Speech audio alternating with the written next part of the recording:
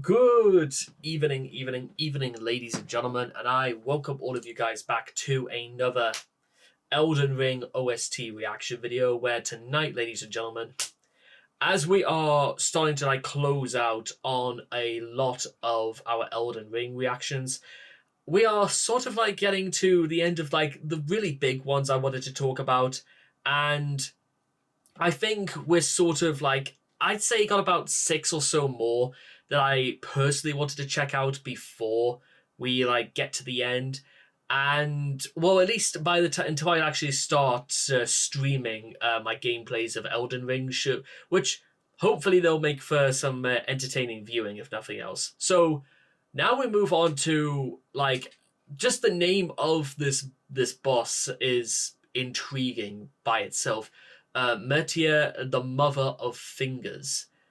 Now, if that seems a bit strange, I should point out is that it does sound strange, and I wonder if fingers have got something to do in regards to I don't know, maybe who you follow, and it's maybe it's a subsidiary of worship and stuff like that.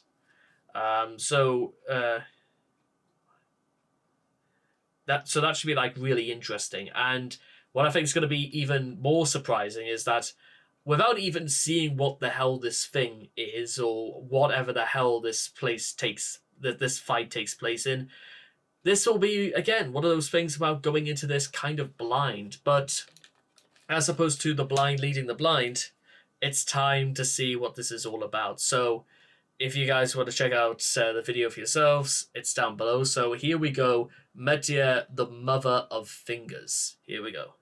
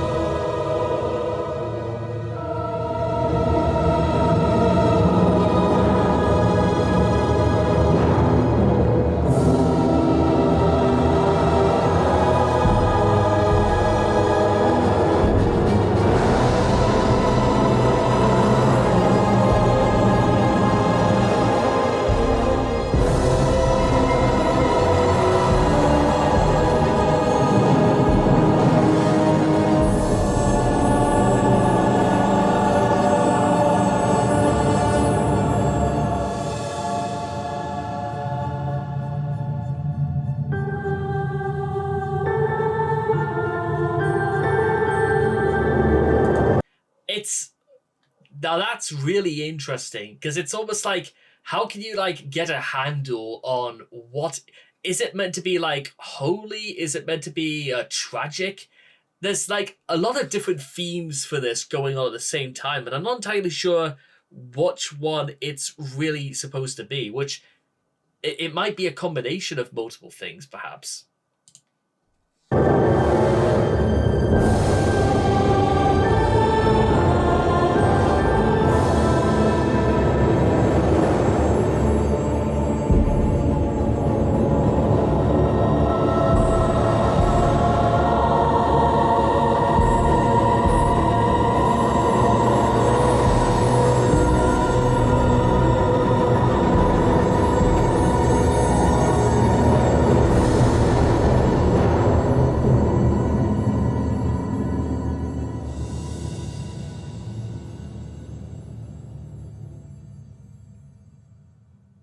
Oh, when it.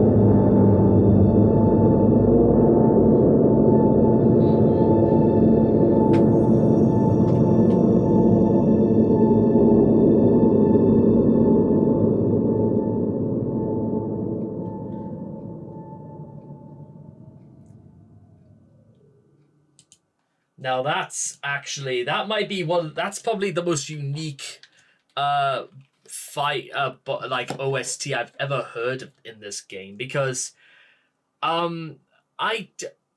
it sounds, I wish there, what's the phrase, it sounds almost like an eldritch beast of maybe even like Lovecraft origins. It doesn't sound even. I mean, I know From Software has come up with some really wacky stuff and some really weird and cool looking bosses in the past, but then again, most of them are, a lot of their music is sort of tied into a little bit about their lore and their context. Even things like the Demon of Song have a presence that makes them what they are. Maybe not the greatest in terms of like for a game or anything in between, but this seems borderline like it almost makes like Shadow of the Erdtree sound almost like a horror inspired DLC for this game, because where do you even start?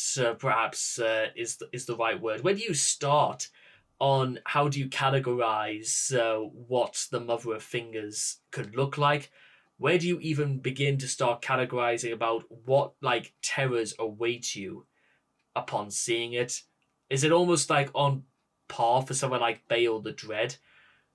But at least with Bale the Dread, you could get the idea that if it was meant to be like a dragon, is it meant to be of something of like regality and nobility, of strength and of power? Murta, the Mother of Fingers, almost just comes across personally as a being, as the thing that should not be. It's a thing that doesn't really has any fathomable reason to exist, and is almost beyond, almost like the Great Ones from Bloodborne. Maybe that's what this is supposed to be. Maybe this is like a bit like that second painted world in the Dark Souls 3 DLCs. Maybe this is the attempt at saying this, connecting the worlds to Bloodborne in some ways.